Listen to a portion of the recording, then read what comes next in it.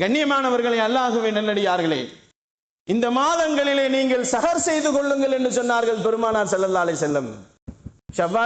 ஷாபானுடைய மாதத்திலே நீங்கள் சஹர் செய்து பழகுங்கள். ரமலானிலே நீங்கள் சஹர் செய்ய வேண்டிய அவசியம் இருக்கிறது. ரமலான் முழுக்க சஹர் செய்ய வேண்டும். ஷாபானிலே நீங்கள் நபிகள் நாயகம் ஸல்லல்லாஹு அலைஹி வஸல்லம் அவர்கள் சொன்னது போன்று நோன்பு வையுங்கள், அதிகப்படியாக நோன்பு வையுங்கள் என்று சொன்னார்கள் பெருமானார் ஸல்லல்லாஹு அலைஹி வஸல்லம். சஹர் செய்வதால் மலக்குமார்கள் உங்களுக்காக வேண்டி துஆ செய்கிறார்கள். இன்னல்லாஹு வ மலாயிகத்துஹு யுஸல்லூன அலல் முஸஹிரின். சஹர் செய்வர்களின் மீது அல்லாஹ்வும் மலக்குமார்களும் அவர்களுக்காக வேண்டி இஸ்திக்ஃபார் செய்கிறார்கள், பாவ மன்னிப்பு செய்கிறார்கள். அல்லாஹ் அவர்களின் பாவங்களை மன்னிக்கிறான். மலக்குமார்கள் அவர்களின் பாவங்களை மன்னிப்பதற்கு அல்லாஹ்விடத்திலே துஆ செய்கிறார்கள் என்று நபிகள் நாயகம் ஸல்லல்லாஹு அலைஹி வஸல்லம் அவர்கள் நமக்கு காட்டுகிறார்கள். கண்ணியத்திற்குரியவர்களே, அல்லாஹ்வின் நல்லடியார்களே, பெருமானார் ஸல்லல்லாஹு அலைஹி வஸல்லம் அவர்கள் நமக்கு சொல்லுகின்ற நேரத்திலே அடுத்து சொல்லுகிறார்கள், மக்களுக்கு இந்த காலங்களிலே அதிகம் தான தர்மங்களை கொடுக்க வேண்டும் என்று சொன்னார்கள். ஷாபானுடைய மாதங்களிலே அதிக தானங்கள் செய்ய வேண்டும், தர்மங்கள் செய்ய வேண்டும். ஜகாத்துகளை கணக்கிட்டு ஷாபானிலே கொடுத்து விட வேண்டும்.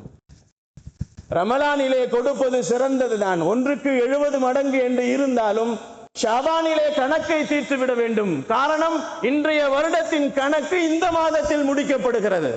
இந்த வருடத்தினுடைய கணக்கு வழக்குகள், நம்முடைய நல்ல அமல்களின் கணக்குகளும் வழக்குகளும், நம்முடைய பாவங்களின் கணக்குகள் வழக்குகள் அனைத்துமே இந்த மாதத்திலேயே முடிக்கப்படுகிறது என்று சொன்னார்கள் பெருமானார் ஸல்லல்லாஹு அலைஹி வஸல்லம்.